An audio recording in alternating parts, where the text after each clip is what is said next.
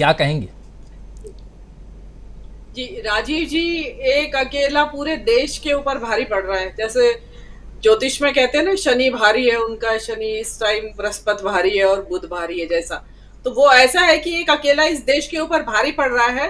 आज की नई ताजा खबर है कि चीन ने उत्तराखंड वाले सीमा के ऊपर गांव बसा लिए हैं। 100 से ज्यादा गांवों का नक्शा, सैटेलाइट पिक्चर जारी की गई है। उसके साथ ही जो इन्होंने अखंड भारत का नक्शा या अशोक के साम्राज्य का बताते हैं जिसको ये लोग, वो नक्शा जो लगाया था उसके जवाब में नेपाल ने नाराजगी जाहिर की थी। उसको डिसमिस कर दिया इन्होंने। तो अब नेपाल के मेयर, जो काठमांडू के मेयर हैं, उन्होंने लगाया है अपने ऑफिस में एक नक्शा।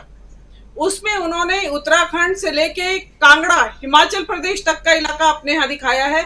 इधर बंगाल का पुरुलिया तक का इलाका उन्होंने अपने इलाके में दिखाया है। सिक्किम, उन्होंने इतना लंबा चौड़ा इलाका अपने इलाके में दिखा दिया है कि जो विश्व गुरु होने की जो छवि है वो एकदम भरभरा के गिर रही है। और जो जो आपने बताया कि राहुल गांधी की यात्रा से जो जो बीजेपी बौखलाई है, और जो ये 2 दिन से चल रहा है कि राहुल गांधी व्हाइट हाउस में वहां के सीनियर मोस्ट ऑफिशियल्स से मुलाकात की है, तो उससे बीजेपी घबराई हुई है और उल्टे सीधे कमेंट्स कर रहे हैं। वो लोग बयान दे रहे हैं, क्यों गए, कैसे गए, क्या राहुल गांधी जो है मोदी की का तख्ता पलट करने की तैयारी में है, ये इमरान खान का तख्ता पलट करने के लिए बदनाम है आदमी। देखिए, मेरा ये कहना है कि अगर आपको ये लगता है राहुल गांधी वहां तख्ता पलट के रहे, और देखिए व्हाइट हाउस में ऐसा तो है नहीं कि राहुल गांधी गए और घंटी दबाई और अंदर चले गए, ऐसे तो गए नहीं होंगे, बुलाया गया होगा। बगैर बुलाए कोई वहां परिंदा भी पर नहीं मार सकता। तो राहुल गांधी वहां गए हैं और आपको लगता है कि तख्ता पलटने के इरादे से गए हैं, तो आप में अगर हिम्मत है तो आप 21 तारीख को यूएस की विजिट कैंसिल कर दीजिए अपनी। भाई, जो सरकार आपके तख्ता पलट के षड्यंत्र रच रही है, यूएस सरकार राहुल गांधी से मिलके, तो आप उस देश की यात्रा पे जा क्यों रहे हैं? या यूं ही एवं बोलना, मतलब ये नहीं पता है कि राहुल गांधी का जिस बात के लिए विरोध कर रहे हैं ये आपकी यूएस के सामने गलत पड़ेगा, उनके लिए गलत है। इनको विदेश नीति की समझ नहीं है। डिप्लोमेट आए माए शाए जो दिमाग में आता है वो बकना शुरू कर देते हैं। अब बक रहे हैं, राहुल गांधी भारी है तो है भारी, और कुछ ज्यादा ही भारी पड़ गए हैं। इस बार की जो यात्रा, यूएस की जो यात्रा रही है, उससे रटल्ड है बीजेपी, अंदर तक सब कुछ हिल गया है उनका। और आप ये देखिए कि अंदर अब आप किसने सो फाइन लैंग्वेज में उसको लिख दिया है, बड़े वील्ड है बिल्कुल लैंग्वेज, और उसको बचाने में लगे हुए हैं जो बीजेपी के जो ट्रोल आर्मी, या जो कुछ ट्रोल वेबसाइट्स भी हैं उनकी, कुछ यूट्यूब चैनल्स भी हैं, उसमें बताया जा रहा है कि आप मोदी के ऊपर कब तक करते रहेंगे, कुछ क्षेत्रीय नेतृत्व भी करेगा या नहीं। अरे भैया, आपने करने कहाँ दिया? आप हमेशा ही जाते ही किसी भी राज्य की विधानसभा का चुनाव होता है, आप वहां ये डबल इंजन की सरकार लेके बैठ जाते हैं। कर्नाटक में जो आपने किया कि मुझे वोट दो, बटन दबाओ तो मुझे वोट डलेगा, मेरे ऊपर भरोसा करो। जब आपने इतना ज्यादा अपने आप को वहां इम्पोज कर रखा है राज्य सरकारों के ऊपर, तो उनके पास चारा भी कोई नहीं है। कौन सी मुख्यमंत्री की या किसी भी वहां के लीडर की हिम्मत है कि मोदी जी की बात करे बगैर वो अपना कैंपेन शुरू कर दे? उनका तो शुरुआत ही वहीं से होती है, मोदी आरती से। तो आपने जब इतना आपको अपने आप को हर चीज के लिए जिम्मेदार, पार्टी की जीत की हर जीत के लिए आपने खुद को जिम्मेदार ठहराया हुआ है, बनाते हो आप, श्रेय लेते हो, तो आप ये भी श्रेय आपको लेना पड़ेगा जो आपकी पार्टी की हालत हो रही है।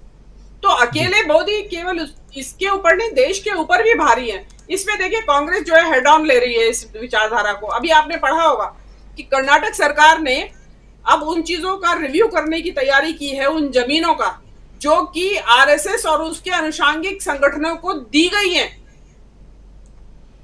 इस पुरानी सरकार के टाइम में, जो भाजपा की पुरानी सरकार थी। तो ये एक बहुत बड़ा मुक्का है बीजेपी को, धक्का लगेगा इस चीज से।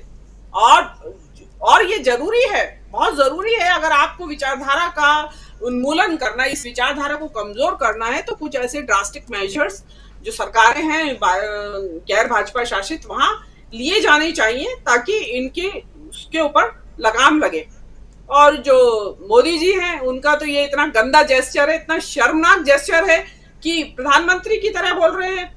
ये जैसे मोहल्ले के जो होते हैं ना, नगर पालिका का चुनाव लड़ने वाला भी बेहतर भाषण देता होगा, जिस तरीके से छाती पीट पीट के और आंखें फाड़ फाड़ के बोल रहे हैं। ये प्रधानमंत्री की भाषा है या प्रधानमंत्री की मुद्राएं हैं? ये देखिए कितना अजीबोगरीब, मतलब शर्मनाक है ये। जी राजीव जी। जी जी बिल्कुल बिल्कुल, बहुत सारी बातें एक अकेला बीजेपी पर। जी हाँ जी जी। देखिए जो एक अकेला सब पर भारी इस वक्त तो राहुल गांधी है, सबके ऊपर भारी। इसमें देख लीजिए कि पूरी बीजेपी बौखलाई पड़ी है, और जो अपने ही इसमें अपने ही विपक्ष में ही देख लीजिए कि राहुल गांधी की वजह से ही टाइम एक्सटेंड कर दिया गया है विपक्षी दलों की मीटिंग का। अब बीजेपी जो भारी पड़ी, बीजेपी जो बौखलाई पड़ी है, उसमें स्मृति ईरानी की बेशर्मी देखिए।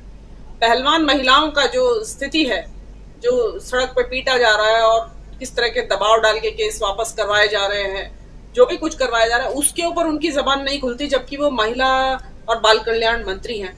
उनका सबसे पहला फर्ज था उस मुद्दे पे जो भी उनका विचार है, पॉजिटिव या नेगेटिव, वो अपना रखती as a minister, central minister, उसमें उनकी जबान नहीं खुलती। और राहुल गांधी का मुद्दा आते ही वो पूरा तरह तरह के अपने अभिनय की पूरी क्षमताएं लेके और वहां पे वो उपस्थित हो जाती है प्रेस कॉन्फ्रेंस में, आवाज को उतार के, कभी चढ़ा के और कभी तरह तरह का मॉड्यूलेट करके उसको ज्यादा नाटकीय बनाने की कोशिश करती है। और तो और विदेश मंत्री तक लग जाते हैं।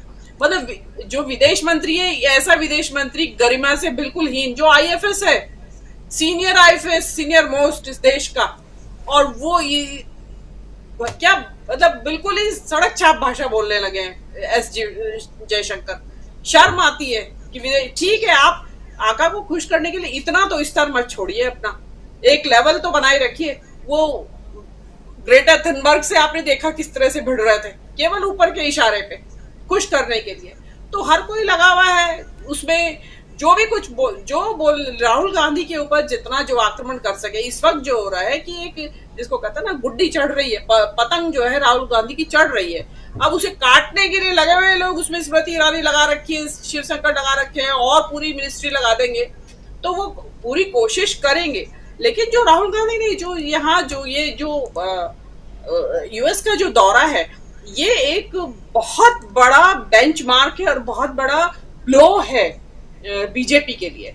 अब उसमें जो एक सीक्रेट मीटिंग की भी बात आ गई है, छाती पीट रहे हैं, जिसको कहते हैं ना, विलाप हो रहा है उनका कि ये क्या हो गया।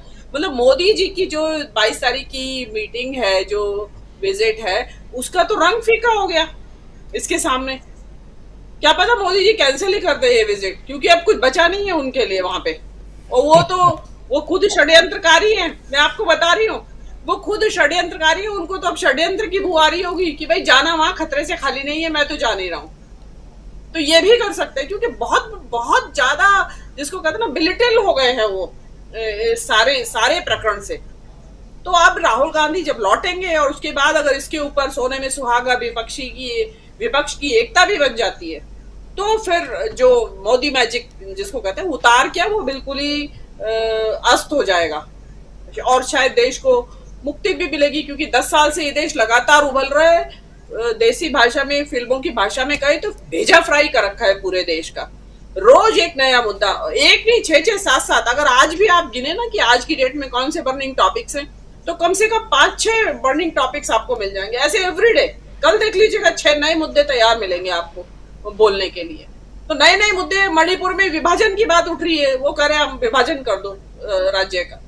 तो किसको संभाल पा रहे हैं? वो देश नहीं संभाल पा रहे हैं, विदेश नहीं संभाल पा रहे हैं। काहे के विश्व गुरु, केवल इवेंटबाजी के विश्व गुरु हैं, ये कहा जा सकता है। हाँ, ये जरूर है कि मोदी जी, भाई कोई पूछे भाई रिटायर होने के बाद क्या करेंगे, तो कहेंगे भाई मैं तो इवेंट मैनेजमेंट कंपनी खोल लूंगा, और चलेगी भी बहुत, काफी बिजी रहेंगे। तो ये मोदी जी का है। और देखिए जो अब सभी पैनलिस्टों ने संघ को लेके और भाजपा के रिश्ते और मोदी के रिश्तों को लेके बहुत सारी बात कही है, उसमें अब मेरे कहने के लिए तो कुछ बाकी रह नहीं जाता है कि मैं कुछ उसमें और नई बात जोड़ पाऊं। लेकिन वो सब वो सही कह रहे हैं, और एक समय होता है हर एक आइडिया का भी, जो अभी कहा मेरे से पहले पैनलिस्ट ने, और एक व्यक्ति का भी। ठीक है, उन्होंने 10 साल की जो अपनी छाप छोड़ी, लेकिन एक बहुत नेगेटिव और एक काला अध्याय लिखा है इस देश के इतिहास में। जी राजीव जी। जी जी।